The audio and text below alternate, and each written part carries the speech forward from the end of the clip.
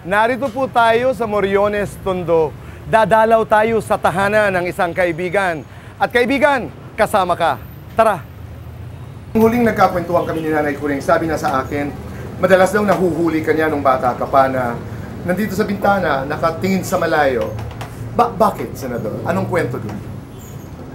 Alam mo, siguro nangangarap din ako dahil siyempre bagamat kami masaya, inuulit ko na maski na maliit ang bahay namin, maski nagsiksikan kami magkakapatid, masaya kami buhay, ha? At masasabi ko na hindi ko masasabing yung buhay ng mayaman kami ay mas masaya kaysa ng buhay ng mahirap kami. Hindi ko masasabi yan. Alam niyo ho ba na mahirap kayo? Alam mo, yun nga ito yung pinapaliwanag ko sa mga anak ko din.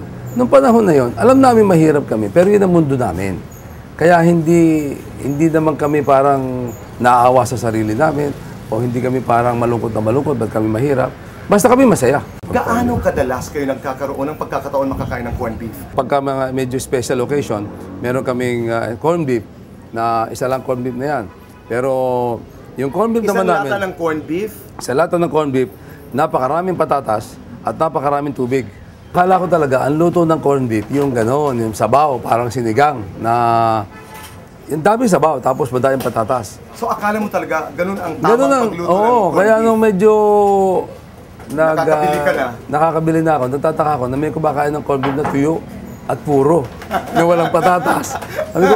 Sa hipon ho ba, anong paborito niyong bahagi ng hipon? Normally, kinakain namin yung tire. So, hindi naman kami namimili. Ako kasi gusto ko ulo.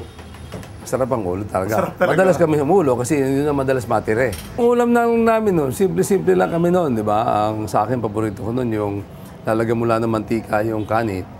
Tapos yung... Anong klaseng mantika? Puriko, yung puti. Masarap yun eh. Pagkatapos, hinahalo mo yan. Okay. Kami, nagkakamay lang kami nung araw. Wala kaming kutsara.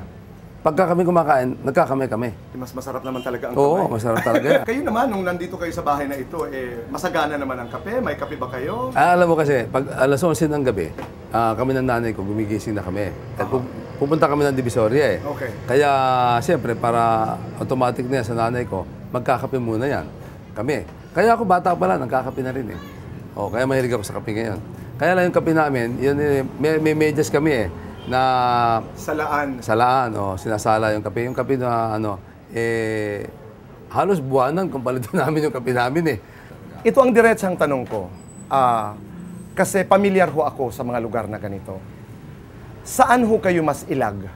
Saan ho kayo mas takot? Sa mga hudas o sa mga siga?